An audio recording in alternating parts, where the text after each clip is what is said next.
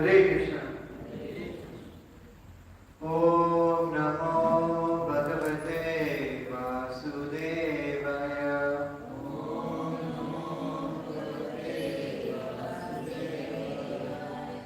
Om Namo Bhagavate Vasudevaya.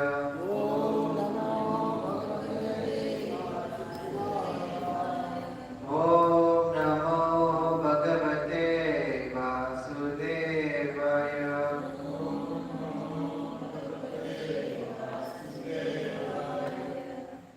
Okay, so today we're going to be speaking from Bhagavad Gita as it is, chapter number 11, entitled The Universal Form, text number 12. Divi,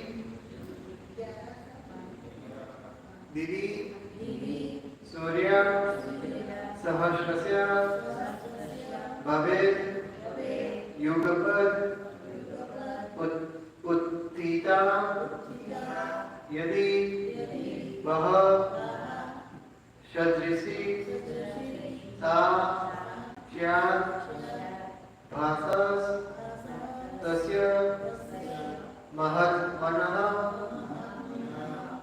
Divi Surya Sahasrasya, Bhavet Yugapad Uttita,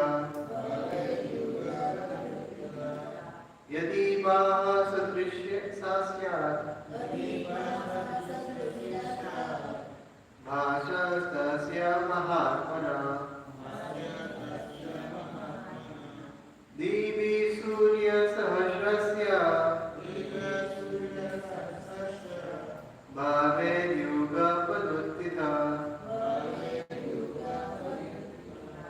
Yadi Vaha Sadrishya Sasyat, Bhasastasya Mahatmana, Divi Surya Sahasrasya, Bhavet Yugapad Uttita, Yadi Vaha Sadrishya Sasyat, Bhasastasya Mahatmana,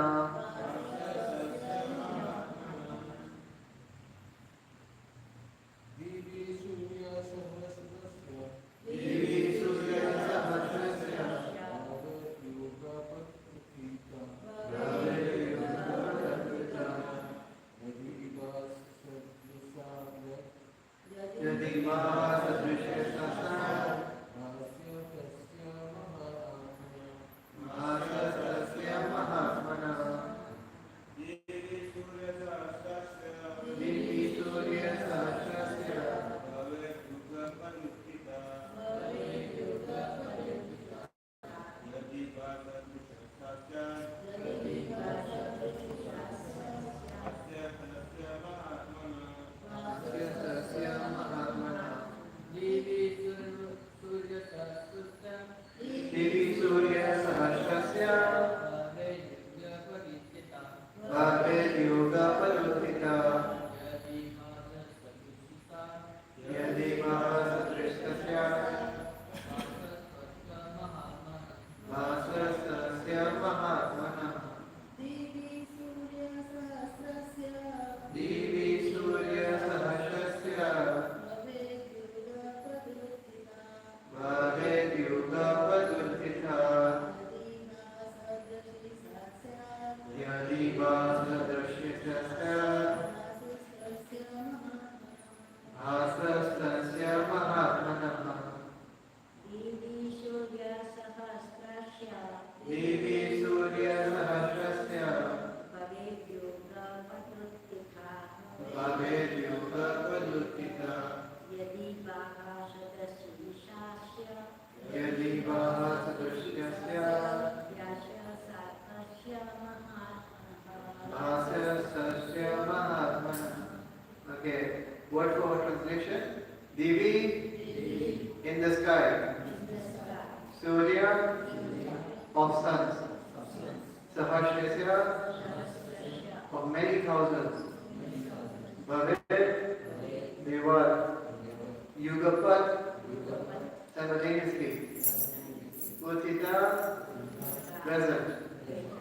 Yadi, if, Baha, like, Sadrishi, like that, Sa, that, Siyat, might be, Bhasa, effulgence, Tasya, of him, Mahatmana, the great Lord.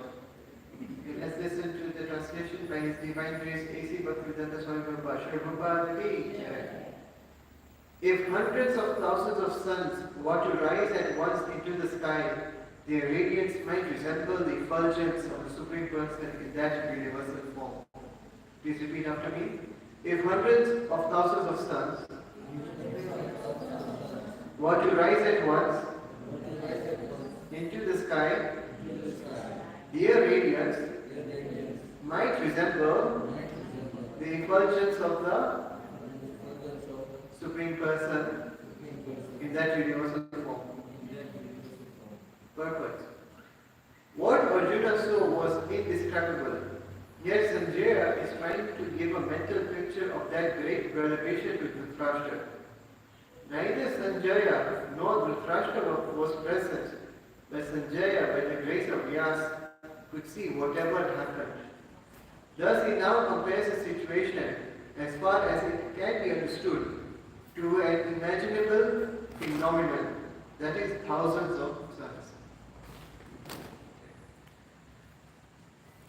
Om Agyanativrandasya Jnanajalam Shalakaya Chakshurumritam Yena Tasmai Shri Gurave Namah Shri Chaitanya Manobhishtam Sthapitam Yena Bhutale Swayam Rupa Kadamayam Dadati Swapadantikam He Krishna Karuna Sindhu Dina Bandhu Jagantade Gopesha Gopika Kanta Radha Kanta Namostade Tapta Kanchana Gaurahishi Radhe Vidya Maneshwari Vishabhanusute Devi Pranamani Hari Paye Vanchakalpatarubhascha Kripa Sindhubhye Vacha Patitanam Pavanebhyo Vaishnavebhyo Namo Namah Jai Shri Krishna Chaitanya Prabhu Nityananda Shri Advaita Shri Gaur Bhaktivinoda Hare Krishna Krishna Krishna Hare Hare Hare Rama Rama Rama Hare Krishna. So this is a very interesting verse. So here, what is who is speaking this verse? Who is saying this verse? Yeah, Sanjay is speaking this verse. Okay, it's a bit funny because in the Prabhupada says that Sanjay was not even present on the battlefield. So how is it he could see this universal form? He is not even on the battlefield. He is sitting in Hastinapur with Dhritarashtra during the time of the Mahabharata war. So how is it that Sanjaya could see? He was given divine eyes by who? By Vedas. Okay, so on the battlefield, only Arjuna saw this form, right? And Krishna is telling Arjuna, well, I'm showing you this form because you are my devotee. No one else on the battlefield was able to see this universal form. But still, Sanjaya is still able to see the universal form, even though he is sitting in Hastinapur. So how is it that Krishna has only given the divine eyes to Arjuna, but yet Sanjaya could see? The grace of Guru. Exactly. Sanjaya could see the universal form because he was blessed by Guru, or he had Guru Kripa. He had the blessings of Vedas. So this is the most important point that we are trying, that this verse is going to bring out, is the importance of Guru Kripa. Right? So, Vedas had given divine vision to Sanjaya so that he could update Dhritarashtra of the events taking place in the Kurukshetra field. And he is able to do this because he has got Guru Kripa. And sometimes Guru Kripa is so necessary. It's even more necessary than Krishna Kripa, because it is Guru who is a pure devotee of Krishna. And Krishna, because whatever a pure devotee wishes or gives benedictions, Krishna makes sure that it gets fulfilled. So just because Vedas gave Sanjay the special mercy to see the battlefield, that also included Krishna's kripa to give Sanjay the sight to see the universal form. Okay, it's because of Vedas. Krishna will always fulfill the words or the mercy of Guru and complies with whatever the Guru has said and shows mercy only because Guru shows mercy. It's like we can understand that the Guru and Krishna are like a mother and father role, where sometimes you want to get the father's favor, but sometimes he doesn't want to give the favor. But if you go to the mother will try and circumvent and get the father to do what the child wants, because the child has gone through the mother and not the father directly. So similarly, because the father is like the mother is so very dear to the father, sometimes he is willing to do whatever the son or daughter wants, even though he may not want to give it to the son or daughter. But because the mother has stepped in, the father loses his control or gives his blessings. So similarly, this is how Guru operates. Guru operates as an intermediary between us and Krishna. Krishna is very, very merciful, but even more merciful than Krishna are the devotees of Krishna. They are extremely merciful. So that is why in ISKCON at least, there is a lot of emphasis on the importance of Guru. Like in the morning prayers, in the Mangala Aarti prayers, and even if you look at the Guru Puja, the 7:15 prayers, it's all about praising the spiritual master. So in the Mangala Aarti, what do we sing? We sing Yasya Prasada Bhagavad Prasado Yasya Prasada Na Gati Kutu Api. That it's only because of the mercy of the spiritual master is Krishna giving his mercy. Otherwise, you are not going to get any mercy. And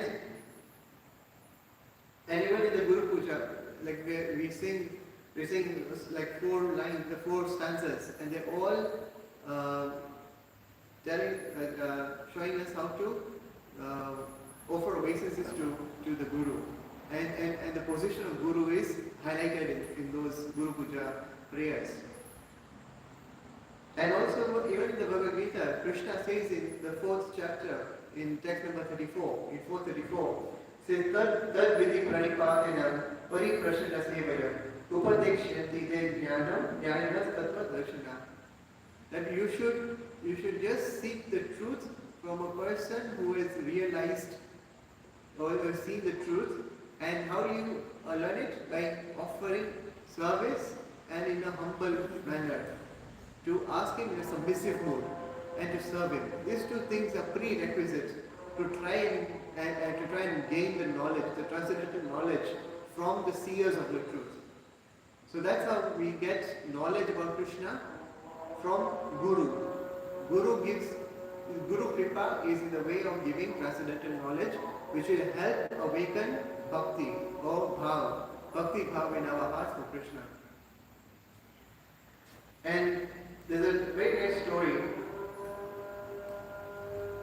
that consists of Guru Nanak. When Guru Nanak had gone to Jagannath Puri and was taking darshan of Lord Jagannath, Baldev and Subhadra, at that time he had gone inside the temple and all his followers were outside the temple. And as Guru Nanak went inside the temple, all his followers were singing glories of Guru Nanak. And Guru Nanak inside was singing glories of his Guru. So now the priests of the temple, they were looking at Guru Nanak and like, you have come in front of Jagannath and you are actually praising your Guru. Why are you not praising Lord directly? Why are you praising your Guru? So they thought that he was not mentally okay. And now when Guru Nanak came outside the temple and was going and joining his followers, the followers were now singing even more loudly about Guru Nanak's glories. So now the priests of Jagannath's temple in Puri were even more confused. They're like, this person is a madman, his followers are even more mad than him. So this, because it was a very intriguing sight, so the priest approached Guru Nanak and said, it's very unusual that we see a person coming in front of the deity of the Lord, like in front of the deities, and singing the glories of Guru instead of Bhagwan. So Guru Nanak said a very nice, he illustrated this point very nicely. He said, first let's make a fire. Make a fire. So they made a fire. He said, now put your hand in the fire. He says, no, I'll get burnt. He said, okay. Now get a log of wood. Okay, so we got a log of wood. And they said, okay, now hold one end of the log and put the other log inside the fire.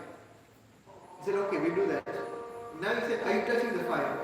He said, yes, we are touching the fire through the log. So Guru Nanak said, this is exactly the role of a guru.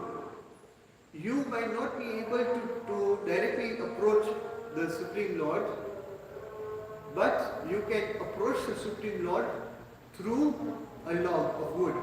That log of wood represents Guru. Guru is able to handle both sides. He is able to directly perceive the Supreme Lord and at the same time give you direct access to the Supreme Lord, which you might not be able to have otherwise. So that is the role of a guru. The guru is able to connect both the sides, connect the Supreme Lord to an aspiring neophyte devotee. That's what the guru does. So that's a very, very nice story about Guru Kripa that we can understand. So it's only due to the causeless mercy of a spiritual master that one can get to see God and attain His mercy. And we have already discussed this in earlier texts, that what do self-realized souls, like perfected souls who have got pure love for Krishna, what do they do? What is their own business? Their business is only going on glorifying God, because they have no other interest in discussing any other thing apart from the glories of Bhagavan. That is why the Srimad Bhagavatam is known as the spotless Quran, and it even attracts the Paramhansas. These Paramhansas are the type of people who have got nothing else to do in this world and they are solely focused on devotional service. It attracts those people. The Bhagavatam attracts those people. So that is how sweet the nectar of the Bhagavatam is, that it even is relishable for Paramhansas. So that is what like the most pure devotees like to do. Their only business is to do Krishna Katha, hear Krishna Katha, and do everything around Krishna. Everything is, the center of everything that they do is Krishna. So,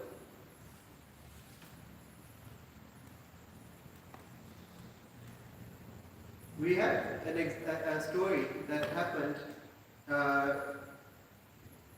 during the Mahabharata. It was during Yudhishthira's Rajasuya Yagna. The Rajasuya Yagna, there were many people who came, and not only humans, but even demigods, even Brahma, even Lord Shiv, Narad Muni, everyone, and every demigod, and all the higher, the living entities in the higher planetary systems, they were all gathering at this court where Yudhishthira Maharaj was getting crowned, the emperor. But did they come for Yudhishthira Maharaj? No. They came because Lord Krishna was there. Lord Krishna was the person who was offered the first seat. So Agra Puja. He was given the highest respect in that court. And they all came to see only one person, which is Krishna. And then there are some people who are there who are muttering as to how beautiful Krishna was. So there are some people who are trying to gauge how beautiful Krishna looked. And they were trying to balance that with something that they've seen in this world. They're trying to balance Krishna's beauty or describe Krishna's beauty with something that they perceive in this world. So there's one person who started saying that, oh, Krishna is like the moon. He's like Chandra. Krishna is like Chandra. And then there's another person who started refuting him. No, he cannot be Chandra because Chandra has got so many spots. There's no spots on Krishna's face. And also there's a waxing and waning, so the brightness of the moon can go up and down, but here there's no such thing as decrease and increase of Krishna's beauty. It's ever increasing. So it's very wrong to compare him to the moon. I said, okay. So another person says that, oh, he's like a rain-filled cloud.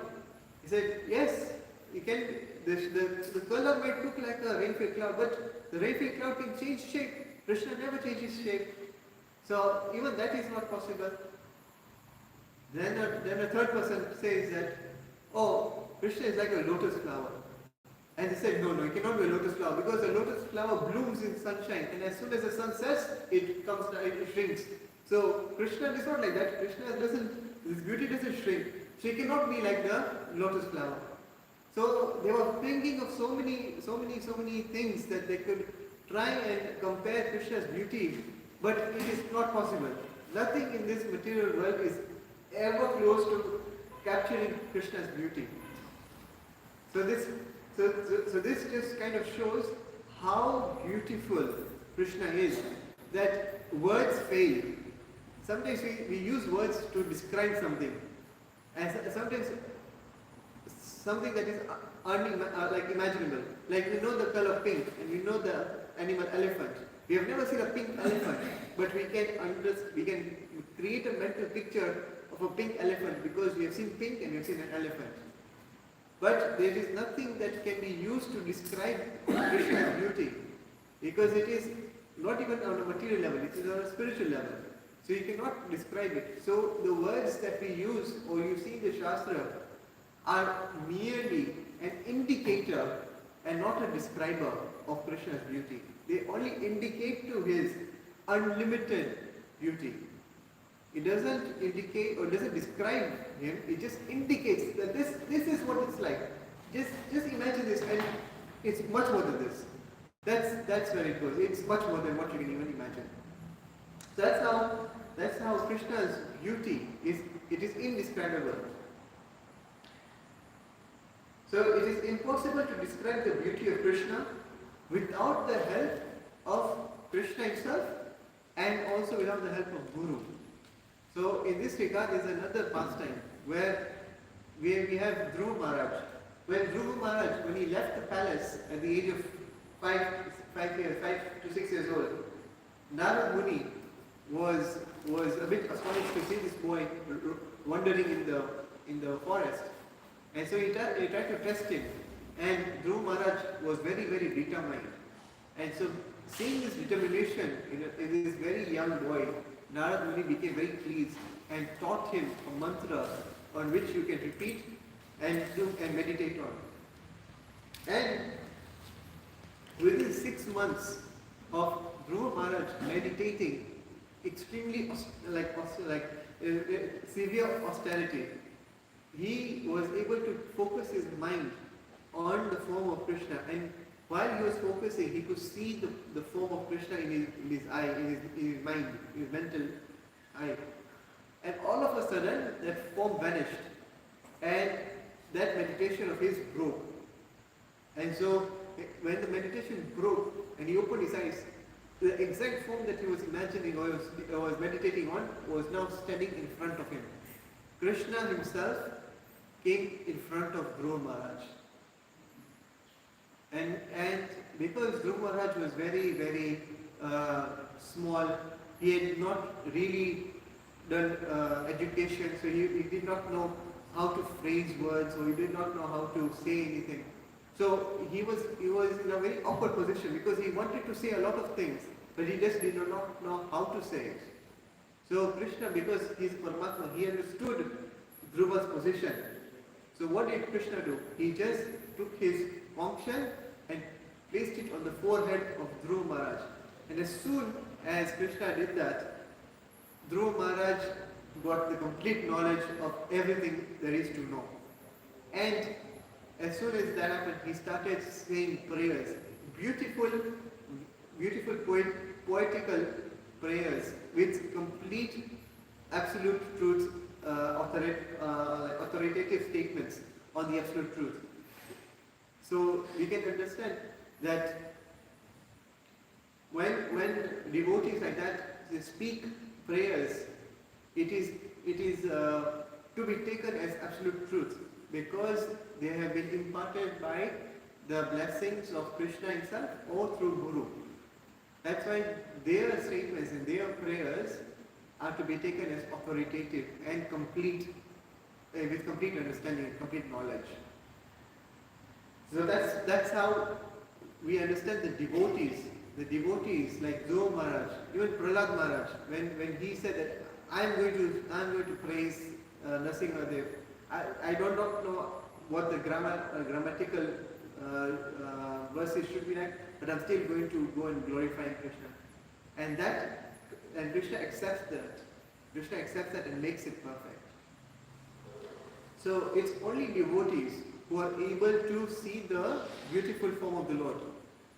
Otherwise, what happens? There is another story in the Bhagavatam that during the Samudra Manthan Leela, the demigods had prayed to Krishna. They had gone to the Shirodaksha Vishnu and had prayed to the Vishnu to incarnate and help the demigods in defeating the demons and to help get the nectar to the demigods. So at that point, when Krishna revealed himself, he revealed himself in such a way that all the effulgence, the bodily effulgence from Krishna, it was said, it was like 1,000 suns rising in the same time, that even the demigods were blinded. They could not even see themselves in the light. Imagine the light is so powerful that you cannot even see yourself. What to speak about seeing any other person and seeing Krishna himself. They were not able to even see themselves. So that is how strong the bodily effulgence of Krishna was, that all the demigods, barring Lord Brahma and Lord Shiva, because they are pure devotees of the Lord. Brahma and Shiva, they are pure devotees of the Supreme Lord. And so they were able to look past the effulgence and see the beautiful form of Krishna. And then they started saying prayers. They offered prayers and obeisances to the Supreme Lord. So it's from here we can see that there are many people who went to ask Shirodaksha Vishnu to incarnate, but only Brahma and Lord Shiva were able to see the form of the Lord, which is hiding behind the effulgence. So that is how only devotees are able to see the beautiful form of the Lord. Transcendentalists and people who are looking for, or impersonalists, they cannot see the beautiful form of the Lord. They will only be able to see the effulgence of the bodily effulgence of Krishna. They cannot see past that. But behind the light, there has to be a source. And that source is Krishna himself. And only those who are devotees of Krishna are able to go past the bodily effulgence. It is said that even the effulgence coming out of the toenail of Krishna, it is so blinding that it is like a million suns are risen. That's how much effulgence is coming out from the toenail of Krishna. Not even anything else, just the toenail. That is how much effulgence is coming out. So it is not possible to understand this because we cannot even look at one sun. Even a midday sun. If you can't look at just one of them. Now imagine if there are thousands of them. It's impossible to see. You'll go blind. It's beyond our perception to understand. But if we become devotees of the Lord, then we will be able to see past it and come face to face with the beautiful form of Krishna. And that can only be possible through Guru Kripa. So we should be able to follow the Guru. And Guru Kripa only comes by following the Guru's instructions. And so what are the instructions that are given by Prabhupada? Prabhupada said that you should chant 16 rounds daily and follow the 4 regulative principles minimum. you should do this much minimum for you to be able to at least start your journey of spiritual evolution and purify your consciousness, so that one day it becomes to such a stage that we are then purely Krishna conscious, and then and have pure devotion for Krishna, and then one day we might be able to meet Krishna face to face. So, Hare Krishna, Krishna Krishna, Hare Hare Rama, Rama Rama, Hare Hare. Any questions? Any comments? Yeah? Who was he? So Dhruva Maharaj was a very exalted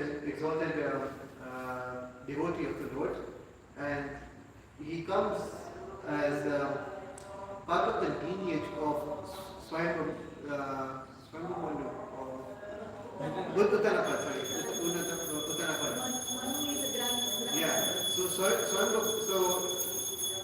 right now we are in the 7th Manu, but Swayambhu Manu was the first Manu, and his grandson was Uttanapad.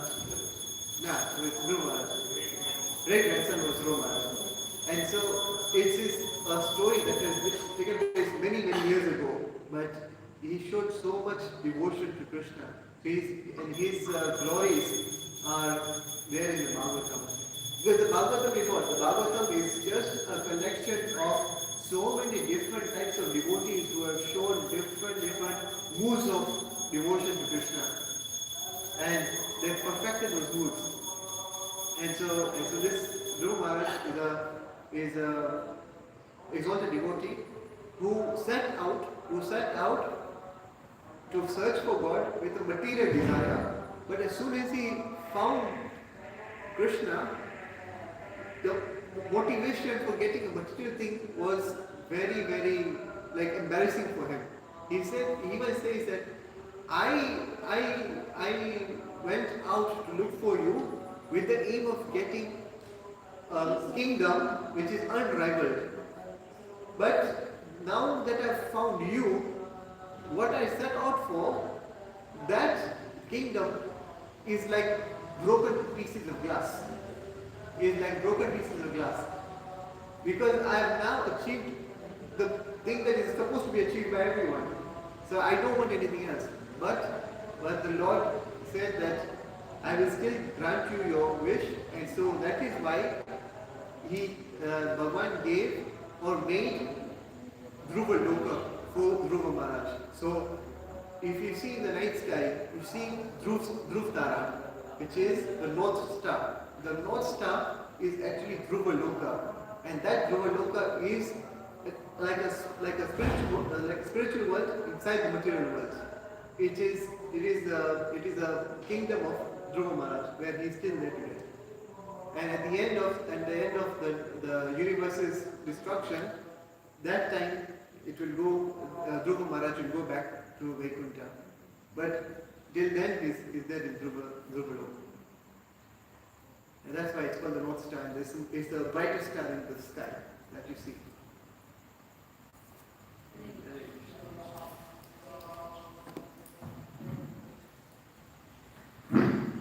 Grant